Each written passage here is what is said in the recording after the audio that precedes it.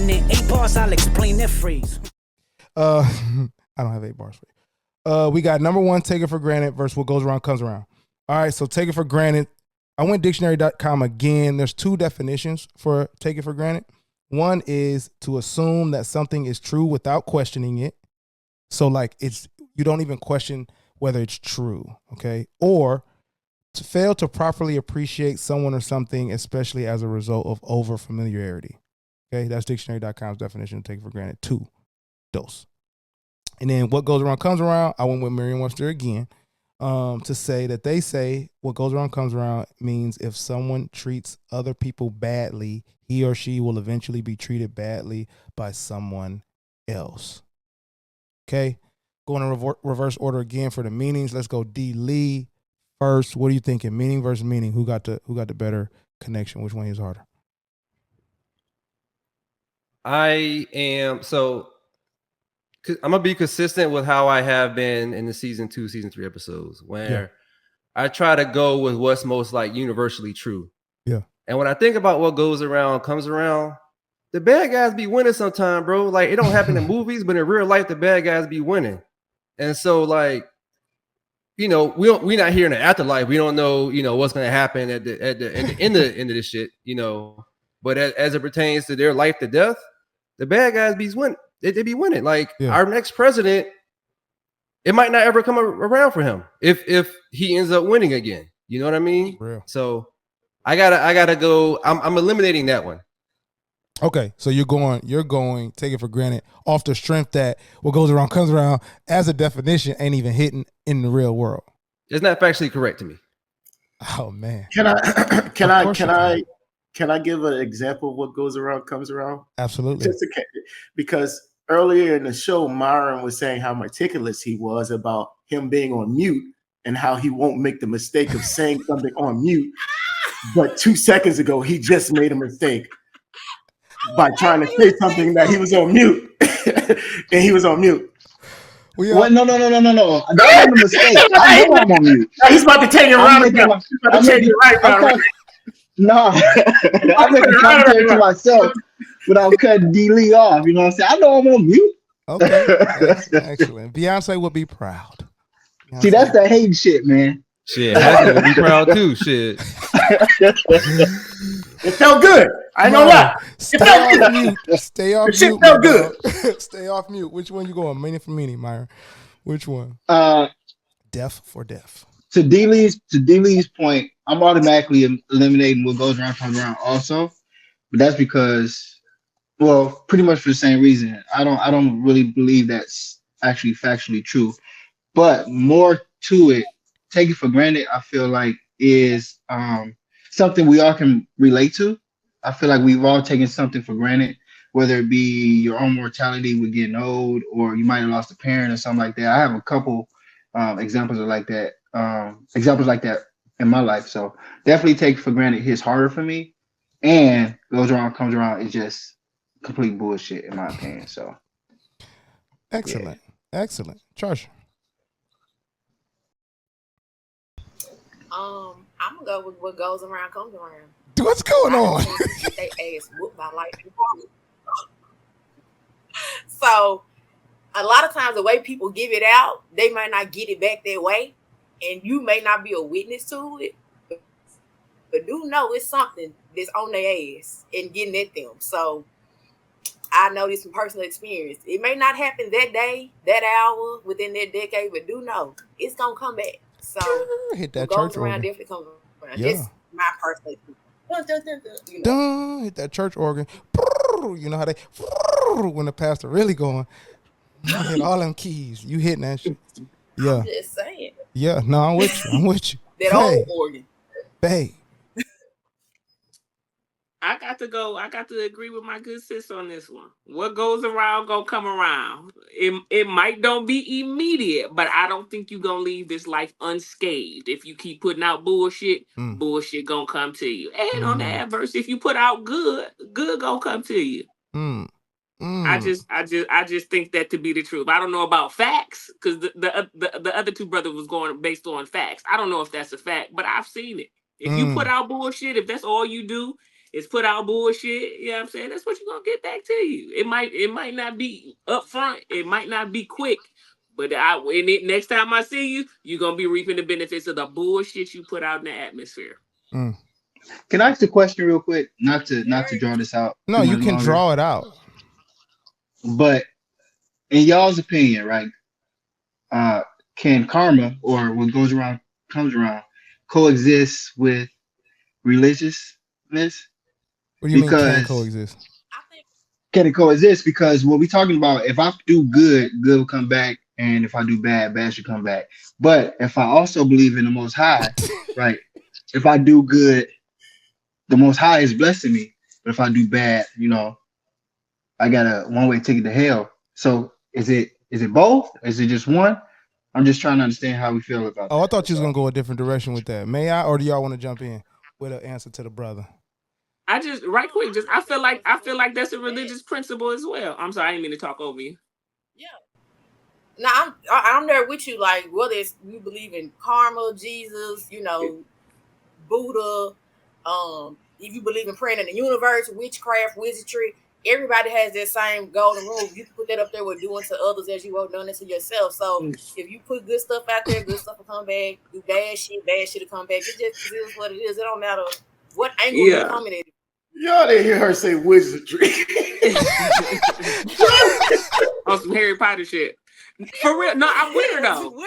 You're right. I'm with her. You're wizardry. That's real. Oh, you are my favorite. Like I just that is, like we wouldn't have got that word in here without. We wouldn't have got that word in here without. Today, okay? That's real. I love it. That was actually good catch. All right, no, I got on top of that. Like I'm with both of y'all on that, right? Like but both of y'all. Like, Myra's question yet. Yeah, like I think they're interconnected. I think that they're actually spiritual. It's a spiritually influenced phrase. I don't think you can make it. It's hard to make it like you said, factual or tangible or. There's another word I was trying to find, but I can't find it. Where like if you think that if I ever do one bad, I will get all bad.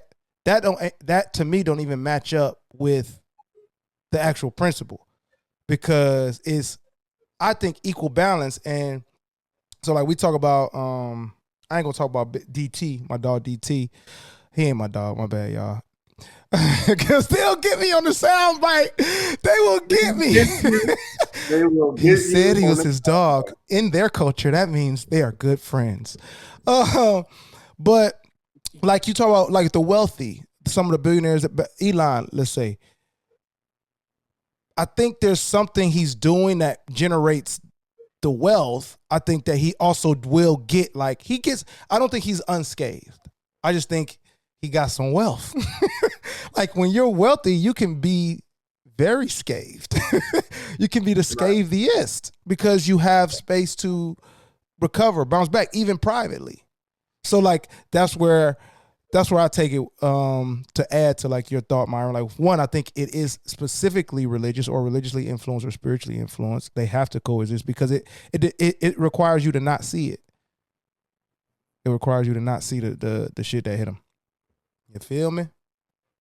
All right. Meaning for meaning is tied. Nothing going. No motion. Origin for origin. Number 13. What goes around comes around. This one of my favorite origins, man. One of my favorites. So it was first documented in the book, the 1962 book, Burn, Killer, Burn, which is a semi-autobiographical novel written by Paul Crump. Wait a minute now. Paul Crump. I'm not.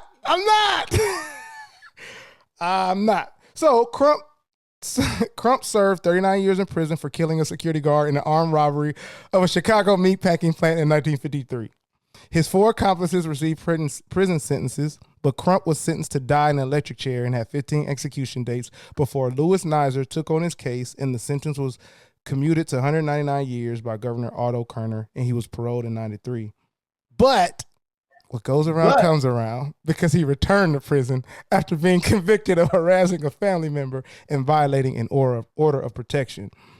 His novel, Burn, Killer, Burn, was published by Black-owned Johnson Publishing Company in 1962. So they did Ebony. and all them. So Paul Crump is black, y'all. We discovered this. We didn't look in the first episode. Paul Crump is a black man who was supported by this black company. I think his lawyer was likely black. Got out of jail. The man that coin, what goes around comes around, wrote it because of his life. And in the book, it's basically like negative. He's like, okay, you're gonna get yours, sucker, like the dude in the book says it. Yeah. And he wrote this. Paul Crump gets out of jail and then goes back to jail. Like beating the electric chair, the gas chair. He beat all that. Like he beat all that. Beat 199 years. Got out in 1993, right before Cash Money was taken over. Yes, a little bit before. He probably went back to jail right before they took over. Right, he started taking over. The man that wrote Coin will go. I just want to emphasize that that's the origin of that phrase. Okay, now take it for granted. Let's take it back. We're going a long ways back with take it for granted. So it began in the 1300s. Take it for granted is old. And it actually goes back to how we use the word grant. And it's different than how we use it today. So grant actually came to admit to be true or to acknowledge. Okay, so it's not actually like a permission like we know it today. In the 1300s, it was just to acknowledge it to be true. When you grant something, like you just assume it to be true, you admit it to be true, or you acknowledge that it exists, right? And then it jumped into the 60s, taken for granted became negative, okay? Implying someone was assuming something without or not in evidence. So the first negative connotation of taking for granted was just believing somebody or believing something without any evidence. It wasn't even like, you know what I'm saying? It was just, damn, you take that for granted, bro. Like, you're not even going to look that up. You're just going to take it for granted like that. And then in the 1800s, the expression taken for granted began to mean a sense of assuming that someone or something would exhibit certain qualities without express instructions. So in the 1800s, taken for granted then turned into, oh, you just assume these qualities to be true without knowing that they're true or seeing them in action or knowing how it works. You just assume that's how these this is what that person should be. This is what you know what I'm saying. And then it didn't not till the 19th century where the idea of things taken for granted. So it took all the way into the 1900s before we started to say you are taking your job for granted. You're taking sleep, like your ability to get sleep for granted. To 19th century, to the 20, you know. And in the 20th century, people began being taken for granted. In the we just now got to taking people for granted as a whole in the 20th century to assume that the qualities of certain people or things without thanks though. So it's not as much about without acknowledgement. To take it for granted once it hit the 20th century and with people is you just do it without thanks. So my example on the episode was like, you don't even thank the janitor. You don't thank the cashier. You don't thank those people. You just take them for granted. They're supposed to do that. You don't even thank those people. You know what I'm saying? So the taking for granted in terms of lack of acknowledgement to people is the newest form of that. We're in the thick of that one. That's relatively new. Okay, so boom. Starting with Fave. I know. These origins kind of decent. Starting with Fave. Origin for origin. Which one you going with? I am going to go with the ironic as what goes around comes around. I love the irony in the origin. And also, taking for granted, the first definition, I don't even use it in that context. And yeah. I don't think very many people do. Like you said, that's old school. We more familiar with the second definition. So I'm gonna rock with what goes around comes around. Excellent. Just off the irony alone, because my man, the crook, got free and then his ugly ass back. We looked up how he looked to his way. It was either he was robbing banks or he was like what was the jazz aspiring, talented, but he just won't stop robbing the damn. But he just won't stop robbing. Like he had a career in playing jazz music, but he just won't stop playing. Like he looks like one of those jazz niggas from back in the day. Like I swear. So you were judging the book by the cover. He looked like no. okay. What happened? She said, so you was judging that book by its cover, that Paul. Oh yeah, I definitely was. We judged the hell out of it until we read that whole book. Until we read that whole goddamn book, we were judging the hell out of that name, bro. Oh, bro. I love that, man. Yes. I will reserve my thoughts, but me and Faye. Charsha, where you at with it? Which one? Origin for origin. I'm gonna pick my Faye. Cause yeah, I don't the second phrase I really don't too much use anyway. But the fact that this man had got away with so much and it took that much to put him back in jail. Bad yeah. Form. How'd you know?